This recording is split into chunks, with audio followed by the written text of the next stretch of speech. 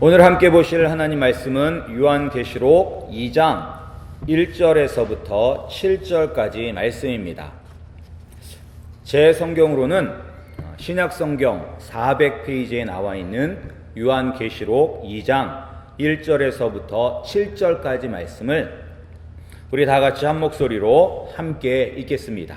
우리 2장 1절부터 읽겠습니다. 에베소 교회의 사자에게 편지하기를 오른손에 7 별을 붙잡고 7 금 촛대 사이에 다니시는 이가 가라사대 내가 내 행위와 수고와 내 인내를 알고 또 악한 자들을 용납지 아니한 것과 자칭 사도라 하되 아닌 자들을 시험하여 그 거짓된 것을 내가 드러낸 것과 또 내가 참고 내 이름을 위하여 견디고 게으르지 아니한 것을 아노라.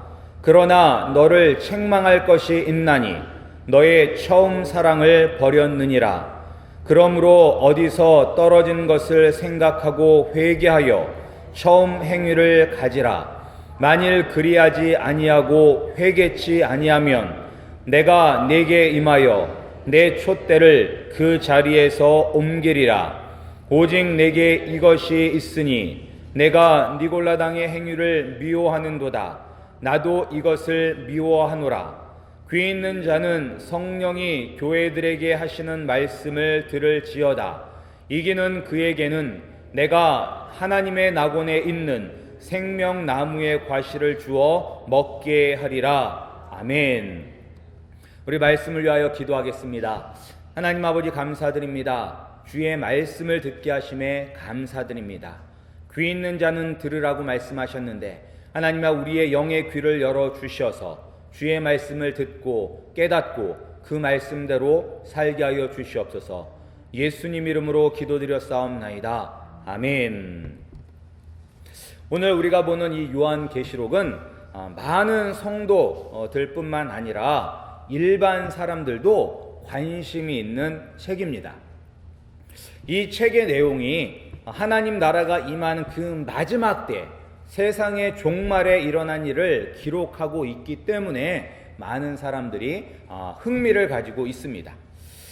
그러나 또한 이 요한계시록이 우리가 성경 중에서 가장 이해하기 어려운 책 중에 하나이기도 합니다. 이 책이 어려운 이유는 앞으로 예수님께서 다시 오시는 그날에 일어날 일들을 상징을 통해서 기록하였기 때문인 것입니다. 다 알아들을 수 있는 말로 기록한 것이 아니라 이렇게 상징을 통해서 기록하였기 때문에 우리가 이게 이해하기가 힘든 것입니다. 그래서 이단들이 가장 많이 인용하는 성경이 바로 요한계시록인 것입니다. 그러나 우리는 요한계시록을 읽을 때 문자 그대로 해석해서는 안 되는 것입니다. 왜냐, 이것이 다 상징이기 때문에 이 단어가 이 말이 상징하고 있는 진짜 의미가 무엇인가를 우리가 이해하면서 읽어야만 하는 것입니다.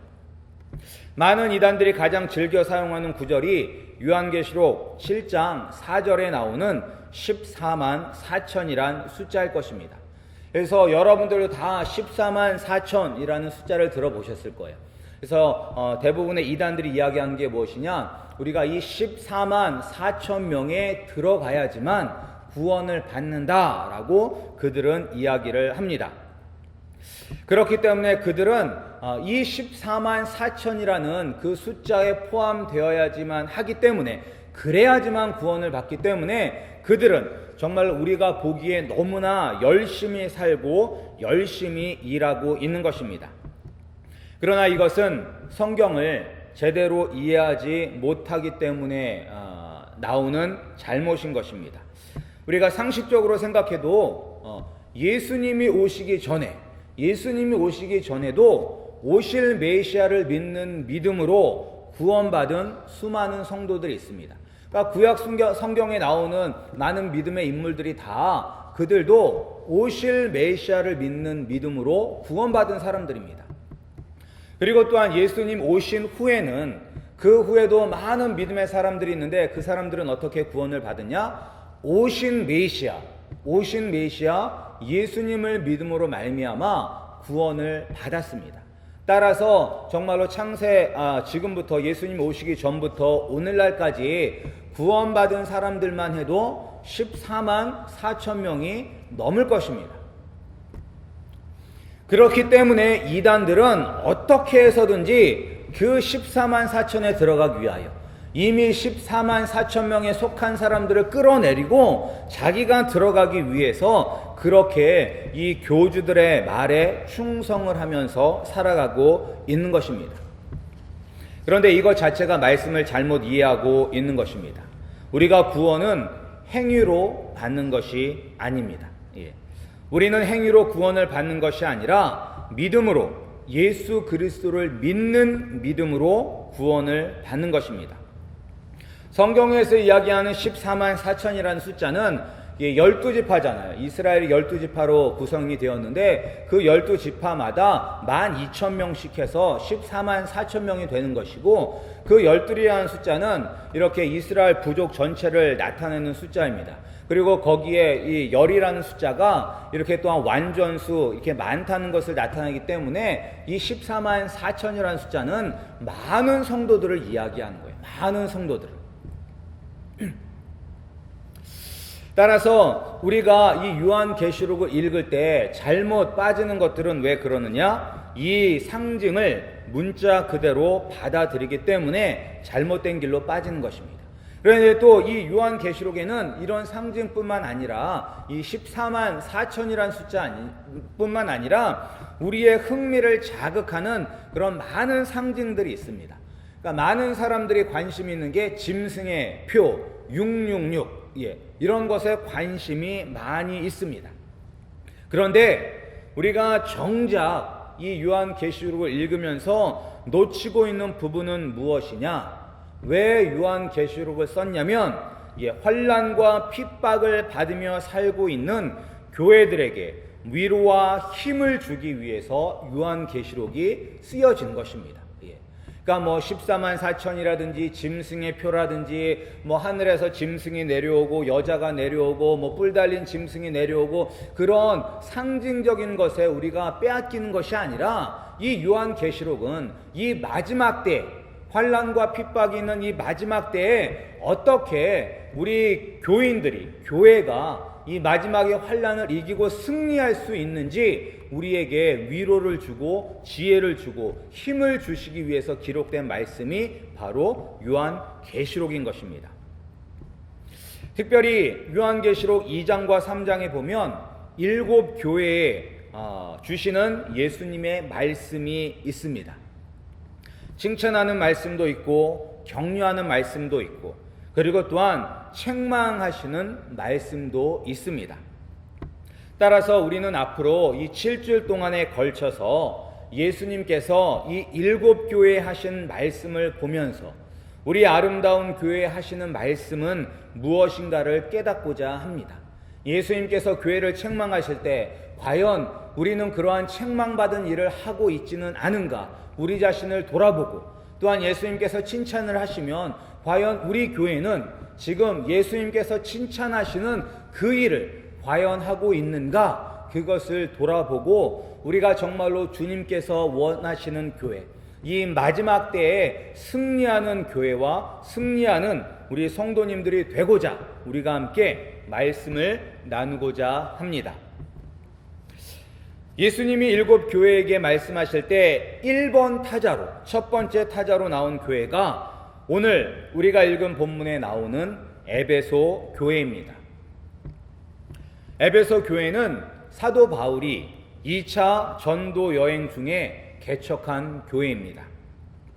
그리고 또한 3차 전도 여행 중에는 3년 동안을 이 에베소 교회에 머물면서 가르쳤던 교회입니다. 우리가 이제 사도 바울의 그 전도 여행을 살펴보면 이 사도 바울은 그 전도할 때, 전도 여행할 때 특징이 있습니다. 그 특징은 무엇이냐면 사도 바울은 대도시에 가서 복음을 전했습니다. 이렇게 조그만 동네 시골에 가서 복음을 전한 것이 아니라 대도시에 가서 복음을 전했습니다. 사도 바울이 대도시 가서 복음을 전한 이유는 2가지 때문인 것입니다. 첫 번째는 사람이 많기 때문인 것입니다. 이게 복음이 아직은 온 세상에 많이 알려져 있지 않기 때문에 정말로 될 수 있으면 많은 사람들이 모이는 곳에 복음을 전해야지만 많은 사람들에게 복음을 전할 수가 있습니다. 그래서 사도 바울은 의도적으로 대도시에 가서 복음을 전했습니다. 그리고 또한 이 대도시에 가서 복음을 전하면 좋은 점은 무엇이냐? 옛날에도 뭐 말이 태어나면 말은 제주도로 보내고 사람은 태어나면 어디로 보내라고 하죠? 서울로 보내라고 하죠. 왜냐하면 서울이 대도시이기 때문에 글로 가야지만 뭐 출세도 할 수 있고 뭘 할 수 있잖아. 그래서 마찬가지예요. 이 당시에도 많은 사람들이 대도시로 몰려들었습니다. 그래서 지금도 이번 선교할 때도 저희가 노예에 갔었을 때 알래스카 앵커리지에서 이제 선교를 하시는 이 목사님이 오셨어요. 저랑 같이 올랜도에서 있었던 분인데 그분도 그러더라고요. 그분들도 이 알래스카에도 앵커리지가 가장 큰 도시래요. 그런데 그리고 그 알래스카뿐만 아니라 많은 에스키모인들이 앵커리지를 벗어나서 이렇게 막 많이 흩어져 살고 있다고 합니다. 근데 그런 데는 이 경비행기를 타고 가야만 한대요. 그런데 거기까지는 이렇게 자주 찾아가지 못한다고 합니다. 그 대신에 이 앵커리지가 가장 큰 동네이기 때문에 이 에스키모들이 이 앵커리지로 와서 이 노숙자 생활을 하는 분들이 많대요. 그래서 그곳에서 그들을 훈련시켜서 다시 자기들이 살았던 그 마을로 보내는 사역을 한다고 합니다. 그것이 더 효과적이라고 말씀을 하시더라고요. 근데 사도 바울도 똑같은 거예요.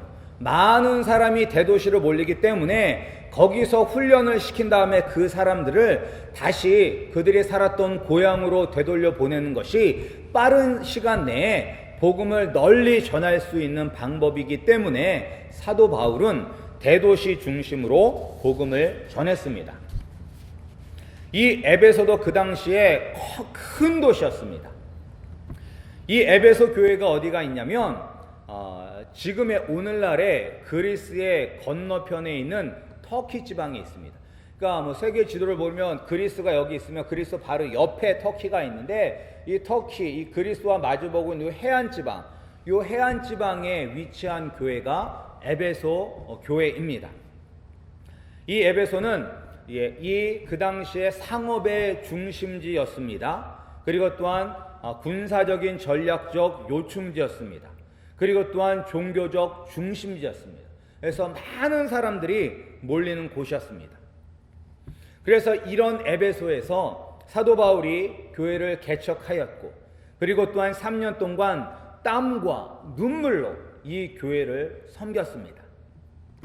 그리고 이 사도 바울의 뒤를 이어서 이 에베소 교회를 맡았던 목회자들도 이렇게 다 굵직굵직하게 이름이 있었던 사람들입니다. 어떤 사람들이 이 교회를 섬겼냐면 디모데가 이 교회를 섬겼습니다. 사도 바울의 영적인 아들이었던 디모데가 에베소 교회를 섬겼습니다. 그리고 또한 아굴라와 브리스길라 부부가 이 교회를 섬겼습니다. 그리고 또한 아볼로도 이 교회를 섬겼었습니다. 그런데 또한 지금 이 요한계시록을 쓰고 있는 사도 요한도 이 에베소 교회를 섬겼던 그런 목회자였었습니다. 이 사도 요한이 에베소 교회를 섬기다가 핍박을 받아서 지금 밤모섬에 갇혀 있으면서 이 글을 쓰고 있는 것입니다. 그러니까 이 에베소 교회가 사도 바울을 비롯하여 정말로 영향력이 있는 목회자 밑에서 이렇게 훈련을 받고 성장한 교회입니다. 그리고 또한 이 에베소 교회는 큰 부흥을 경험했었던 교회인 것입니다.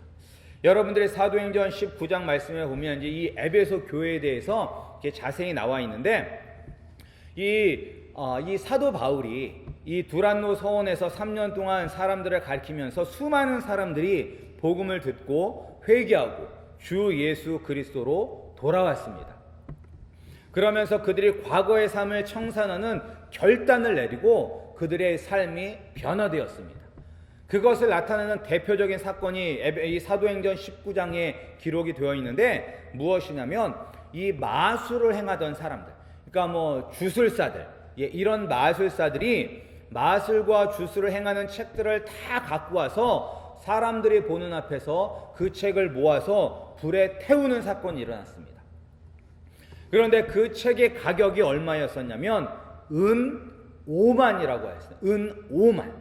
그러니까 엄청난 그런 가치가 있는 책들이죠. 그런데 그들이 그렇게 그 책을 아낌없이 불태울 수 있었다는 것은 그들의 복음의 능력으로 말미암아 그들의 변화가 되었고, 그리고 예수 그리스도를 위하여 생명을 아끼지 않겠다고 하는 그런 결단과 각오가 있었기 때문에 그러한 일이 일어났던 것입니다.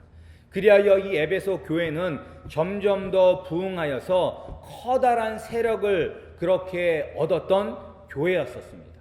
그러니까 큰 부흥을 경험하였던 교회죠. 따라서 오늘 말씀에도 보면 이 에베소 교회를 향하여서 예수님이 칭찬하고 있는 것을 볼 수가 있습니다. 첫 번째로 예수님께서 이 에베소 교회를 향하여 칭찬한 것은 무엇이냐면 복음을 위해서 행동하였다는 것입니다. 우리가 2절 말씀을 함께 읽겠습니다. 2절 말씀 시작. 내가 내 행위와 수고와 내 인내를 알고 또 악한 자들을 용납지 아니한 것과 자칭 사도라 하되 아닌 자들을 시험하여 그 거짓된 것을 내가 드러낸 것과. 아멘. 우리 예수님은 이 에베소 교회가 입으로만 예수님을 섬긴 것이 아니라 행위와 행동으로 섬겼다는 것을 인정하시고 칭찬하신 것입니다. 우리가 행동으로 섬겼다는 것은 예수님을 믿는 믿음이 있었다는 것입니다. 말과 행동이 함께 했던 교회인 것입니다. 우리는 믿는다고 하지만 말만 앞세우는 경우가 많습니다. 어떻게 보면 오늘날 우리 교회가 힘을 잃어버리고 이 기독교가 이 세상에서 손가락질 받는 이유 중에 하나가 우리가 말만 하고 행하지 않았기 때문일 것입니다. 그래서 우리 사도 야고보도 내가 행위로 나의 믿음을 보이겠다라고 이야기하고 있습니다.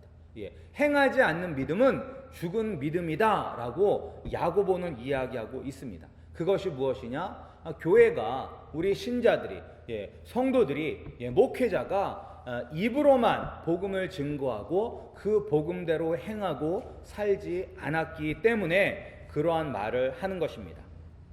그런데 오늘 이 에베소 교회는 믿는 대로 행하였습니다. 믿는 대로 살았습니다. 말하는 대로, 내가 믿는 대로 살았습니다. 우리 아름다운 교회도 말과 행동이 함께 가는 교회가 되기를 소원합니다. 우리가 입술로만 내가 예수님을 믿습니다, 내가 예수님의 뜻대로 살겠습니다 라고 하는 것이 아니라 내가 입으로 그렇게 시인했으면 우리가 말한 대로 살 수 있는 우리 성도님들이 되시기를 소원합니다. 우리가 믿으면 믿는 대로 행해야만 하는 것입니다. 예수님, 내가 예수님을 믿습니다. 예수님께서 우리에게 하나님을 사랑하고 이웃을 사랑하고 하신 말씀을 내가 믿습니다 라고 한다면 우리의 삶을 통하여서 하나님을 사랑하고 이웃을 사랑하는 행동이 나와야만 하는 것입니다. 따라서 정말로 우리 성도님들, 또한 우리 아름다운 교회가 이 지역사회 가운데 정말로 말씀대로 행하는 교회로 소문나기를 간절히 소원합니다. 그리고 또한 예수님께서 이 에베소 교회를 칭찬하셨는데 왜 칭찬하셨냐면 악한 자들을 용납지 아니하고 거짓 선생과 사도들을 구별하여 내어서 이 거짓을 용납하지 아니하였기 때문인 것입니다. 이 사도 요한이 살았던 시대에도 오늘날처럼 교회를 공격하는 악한 사람들이 있었습니다. 광명의 천사로 위장한 거짓 선생들이 있었습니다. 그런데 이 에베소 교회는 이렇게 악하고 거짓된 사람들을 구별하였고, 그리고 또한 그들이 교회 안에 머무르지 못하도록 하였습니다. 이것은 오늘날 우리 교회에 있어서도 매우 중요한 것입니다. 예전이나 지금이나 변함없이 이 사단 마귀는 하나님의 몸된 교회를 넘어뜨리기 위하여 악한 사람과 거짓 선생들을 이용합니다. 그리고 또한 오늘날의 많은 교회들이 교회의 성장에 매달려 있기 때문에 우리는 이런 공격에 연약합니다. 우리가 정말로 예전에는 우리가 이게 초대교회 때 기록을 살펴보면 이 세례 받는 것이 쉬운 일이 아니었었습니다. 그러니까 그때도 세례 문답을 하죠. 학습을 하고 이제 세례 문답을 하는데 학습을 할 때 학습을 2년 이상을 해요. 2년 이상을 하면서 과연 이 사람이 정말로 예수님을 믿는지 않는지 분명하게 여러모로 이렇게 점검을 한 후에 정말로 이 사람이 예수님을 믿으면 세례를 주었습니다. 그런데 오늘날에는 많은 교회들이 세례를 줄 때 그런 거 확인하지 않고 주는 경우가 많이 있습니다. 한 사람이라도 우리 교회에서 나갈까봐 두려워하면서 사람의 눈치를 보면서 이렇게 말씀대로 행하지 못하는 경우가 많이 있습니다. 그런데 이 에베소 교회는 그러지 않았다는 거예요. 악한 것을 분별하고 진리를 지켰다는 것입니다. 우리 아름다운 교회도 정말로 진리 위에 세워지는 교회가 되기를 소원합니다. 악한 사단마귀가 틈타지 못하는 그러한 진리 위에 세워져 있는 그런 교회가 되기를 간절히 소원합니다. 그런데 그렇다고 교회가 사람을 가려서 받을 수는 없습니다. 저 사람이 들어오면 교회가 문제를 일으킬 테니까 저 사람 못 들어오게 하자. 이렇게 막을 수가 없는 거예요. 교회는. 왜냐? 교회 안에는 완전한 의인이 없기 때문인 것입니다. 우리는 다 죄인이에요. 예수님도 이 땅에 오신 이유가 의인을 부르러 온 것이 아니라 죄인을 불러 회개시키기 위하여 이 땅에 오신 것입니다. 따라서 교회도 죄인이 와서 회개하고 하나님의 자녀로 변하는 것입니다. 그러니까 악한 사람들이 와서 변화되는 곳이 바로 교회인 것입니다. 하지만 그렇다고 해서 우리가 악의를 가지고 교회를 넘어뜨리는 사람을 용납해서는 안 되는 것입니다. 그러니까 우리가 항상 깨어서 분별하는 그런 은사를 받아야만 하는 것입니다. 과연 이것이 하나님의 몸된 교회를 세우는데 덕이 되는 것인가? 과연 이렇게 하는 것이 주님의 몸된 교회를 세우는데 최선의 방법인가? 우리가 그걸 분별할 수 있는 분별의 은사를 우리가 다 받아야만 되는 것입니다. 우리 아름다운 교회가 지금 어렵다고 그리고 상황이 힘들다고 세상과 타협해서는 안 될 것입니다. 우리는 힘들고 어려워도 세상 사람들을 보면서 지금 니네 교회 형편을 봐라. 니네가 지금 사람 가릴 때냐? 나가서라도 억지로도 끌어올 때지 사람 가리면서 받아야 될 때냐? 라고 그렇게 이야기를 한다 할지라도 우리는 말씀 위에 바로 서서 말씀대로 이루어지는 교회가 되기를 위하여 여러분들이 애쓰고 수고하셔야만 될 것입니다. 우리가 어떻게 보면 한 번 눈 감으면 그래서 사람의 편을 들어주면 편할 수는 있겠지만 우리가 사람의 편을 들어주면 우리가 나중에 하나님 앞에 섰을 때 하나님 아버지 앞에 고개 들 수 없는 사람이 된다는 것을 여러분들이 항상 명심하시기 바랍니다. 우리는 사람을 위하여 사는 것이 아니라 하나님을 위하여 사는 것입니다. 우리가 항상 어디에 있든지 무슨 일을 하든지 누구를 만나든지 항상 내 앞에 바로 하나님이 계시다는 생각을 가지시고 하나님의 영광과 하나님의 나라를 위하여 사시는 우리 아름다운 교회와 성도님들이 되시기를 소원합니다. 그리고 또한 마지막으로 예수님께서 에베소 교회를 칭찬하셨는데 무엇 때문에 칭찬하셨냐면 부지런함을 가지고 칭찬하셨습니다. 우리가 3절 말씀을 함께 읽겠습니다. 우리 3절 말씀입니다. 시작. 또 내가 참고 내 이름을 위하여 견디고 게으르지 아니한 것을 아노라. 아멘. 에베소 교회는 예수님의 이름을 위하여 부지런한 교회였었습니다. 부지런하다는 것은 맡겨진 일에 충실한 교회였다는 것입니다. 예수님께서는 우리 모두에게 다 달란트를 주셨습니다. 우리가 얼마나 많은 달란트를 주셨는가는 중요하지 않습니다. 예. 나에게 반 달란트 주실 수도 있고, 한 달란트, 뭐 5달란트, 뭐 10달란트, 100달란트, 사람마다 주신 달란트는 다르지만 분명한 것은 달란트를 주셨다는 거예요. 그리고 또한 하나님께서 우리를 이 땅에 태어나게 하셨을 때는 우리가 감당해야 될 사명이 있다는 것입니다.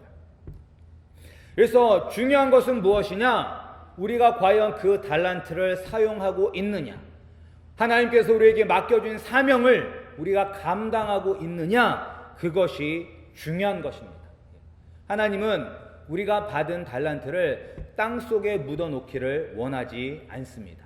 우리가 받은 사명을 나 몰라라 하고 그냥 내버려 두고 내 뜻대로 사는 것을 원하지 않으십니다. 하나님은 우리에게 주신 달란트를 사용하여서 우리가 열매 맺기를 원하십니다. 그런데 열매 맺으려면 어떻게 해야 되죠? 부지런히 행해야 하는 것입니다. 지난번에도 제가 말씀드렸죠. 저희 집에만 오면 식물들이 다 죽어나간다. 여러분들이 막 화분을 갖다 주셨는데 다 그냥 말라 다 죽어버렸어요. 어두운 데서는 살 때는 햇빛이 안 들어와서 죽는다라고 핑계를 댔는데 환한 집에 갔었을 때도 죽었어요. 말라 죽었어요. 그때는. 근데 왜 죽느냐? 부지런히 가꾸지 않았기 때문에 죽는 것입니다. 물을 주고, 뭐 어두운 데 있으면 햇볕도 좀 쬐게 해야 되고, 말랐으면 물도 주고 하면서 관심을 가지고 부지런히 돌봐야 되는데 돌보지 않았기 때문에 죽은 것입니다. 똑같습니다. 우리가 하나님께서 우리에게 달란트를 주셨는데 우리가 그 달란트를 사용하지 아니하고 왜 열매를 맺지 못하느냐? 우리가 부지런하지 않기 때문인 것입니다. 그런데 오늘 이 에베소 교회는 부지런한 교회였었습니다. 정말로 예수 그리스도의 영광을 위하여 인내하고 참고 견디고 게으르지 않고 부지런하였습니다. 우리의 인간의 본성은 눕고 쉬고 싶은 게 우리의 인간의 본성이에요. 본질적으로 나가서 열심히 일하고 이런 것이 아니라 우리는 어떻게 하면 누울 수 있을까? 어떻게 하면 쉴 수 있을까 생각하는 것이 우리의 본성입니다. 하지만 에베소 교회는 맡겨진 사명이 있다는 것을 알았기 때문에 게으르지 아니하고 부지런히 살 수가 있었던 것입니다. 우리 아름다운 교회 성도님들도 여러분들에게 하나님께서 다 달란트를 주시고 사명을 주셨습니다. 나는 할 수 있는 것이 아무것도 없어 라는 것은 거짓말입니다. 다 우리에게 달란트를 주셨어요. 사명을 주셨어요. 여러분들은 부지런히 그 일을 감당하시는 우리 성도님들이 되시기를 간절히 소원합니다. 에베소 교회는 이렇게 예수님께 칭찬받은 일을 많이 한 교회입니다. 그런데 예수님께서 딱 단 한 가지 책망하시고 있습니다.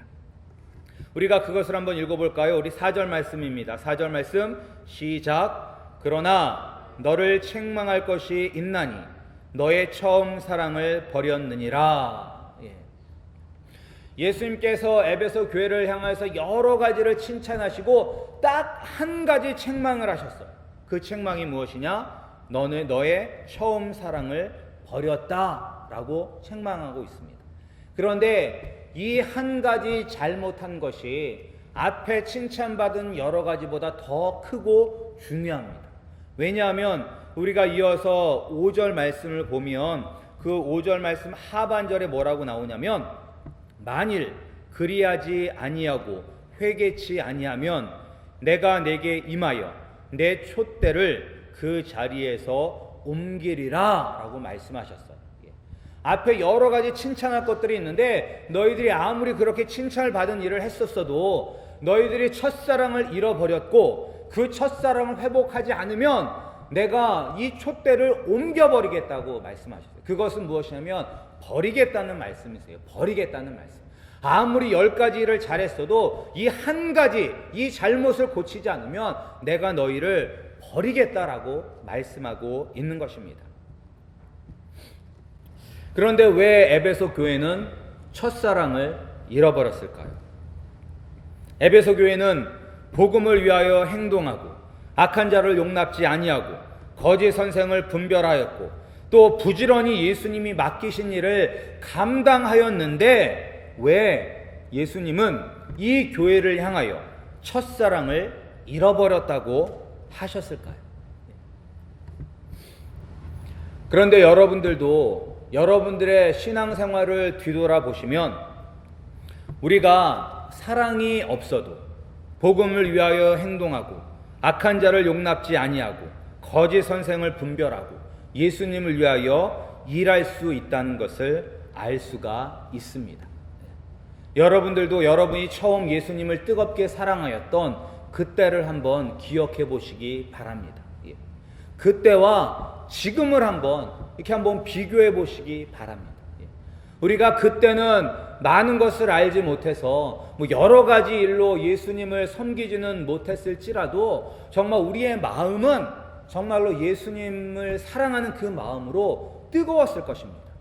그런데 많은 분들이 그때를 잃어버리고 오랜 신앙 시간을 거쳐서 세월이 흘러서 우리가 많은 것을 경험하고 많이 신앙생활하면서 성경에 대한 지식도 많이 알아가고 여러 가지를 많이 알아가고 여러 가지로 섬겼지만 그때만큼 우리의 마음이 뜨겁지 않다는 것을 우리가 쉽게 느낄 것입니다. 근데 저도 마찬가지인 것 같아요. 저도 마찬가지.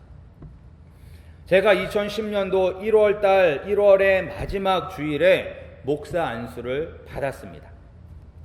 어떻게 보면 제가 좀 되게 늦게 받은 거예요. 많이 이렇게 갔기 때문에. 다른 거 하다가 이렇게 왔기 때문에 다른 분들에 비하면 되게 많이 늦어요.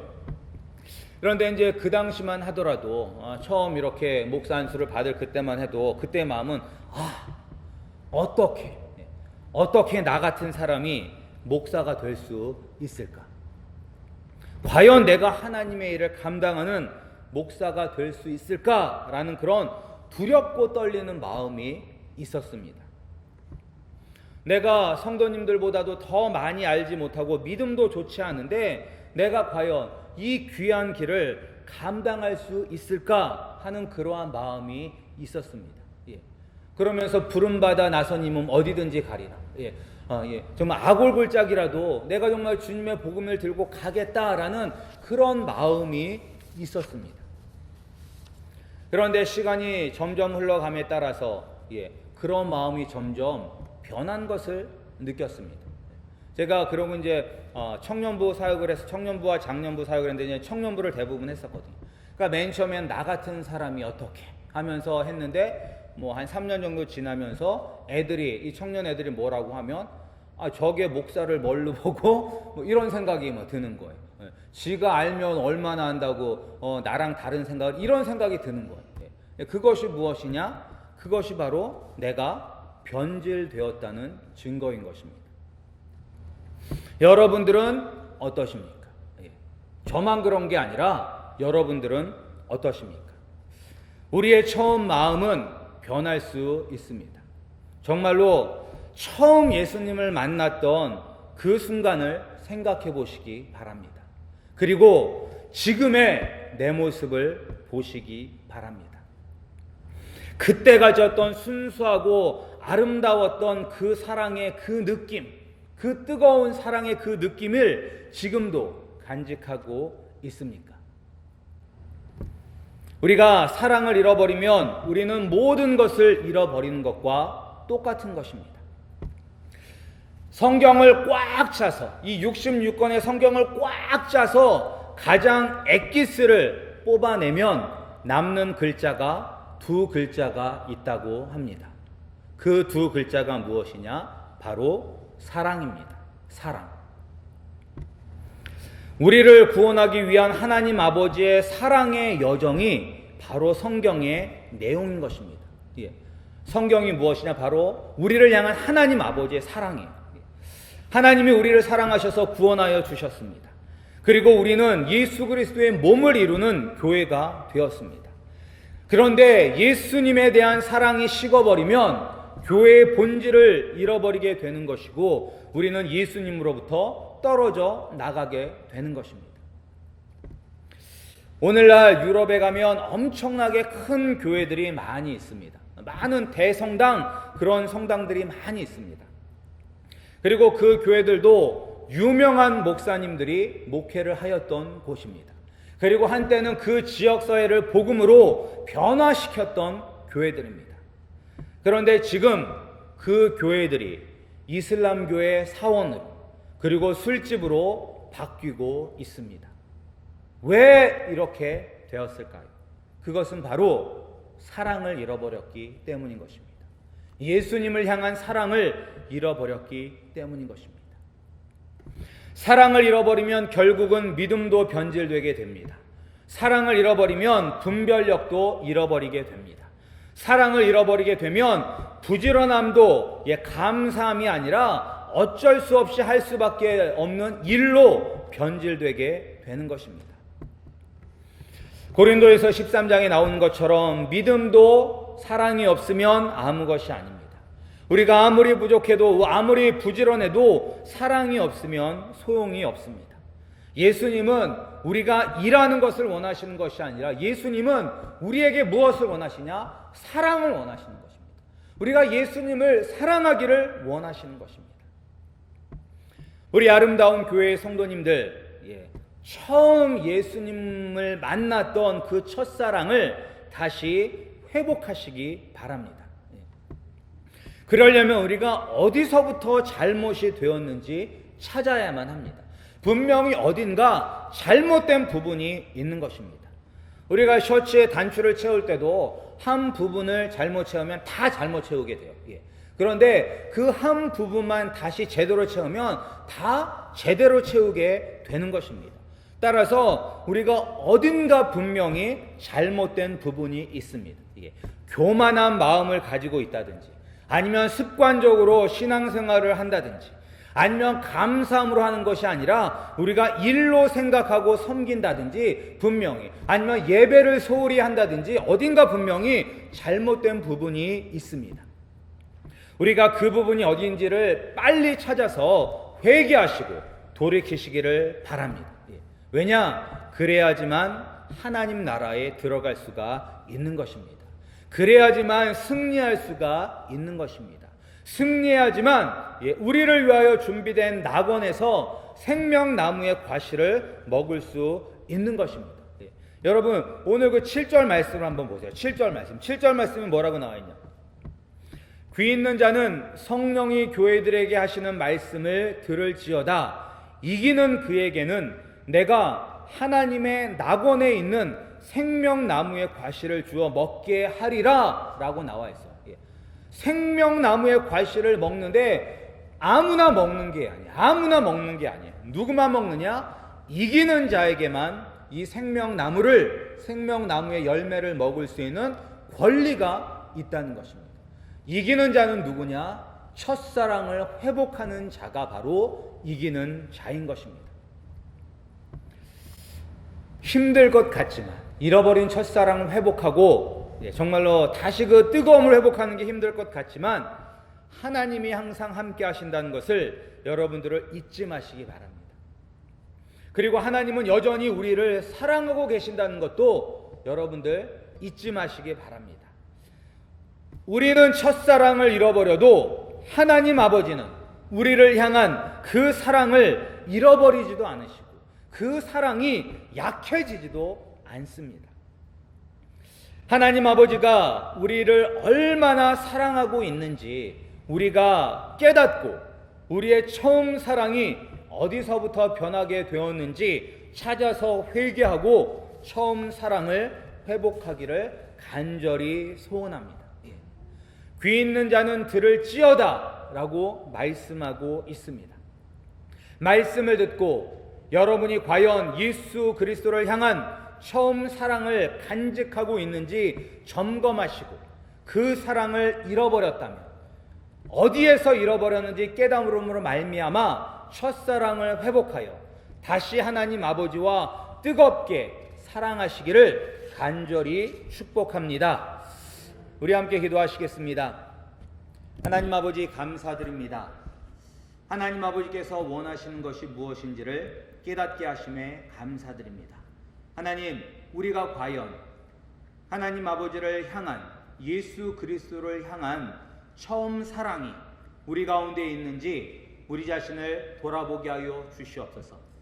하나님, 만약에 우리가 그 첫사랑을 잃어버렸다면 하나님, 그 첫사랑을 다시 회복할 수 있도록 은혜를 베풀어 주시옵소서. 하나님 아버지, 그리하여 주님 오시는 그날까지 날마다 뜨겁게 주님과 사랑함으로 말미암아 생명나무의 열매를 먹을 수 있는 축복을 누리게 하여 주시옵소서. 이 모든 말씀 예수 그리스도 이름으로 기도드렸사옵나이다. 아멘.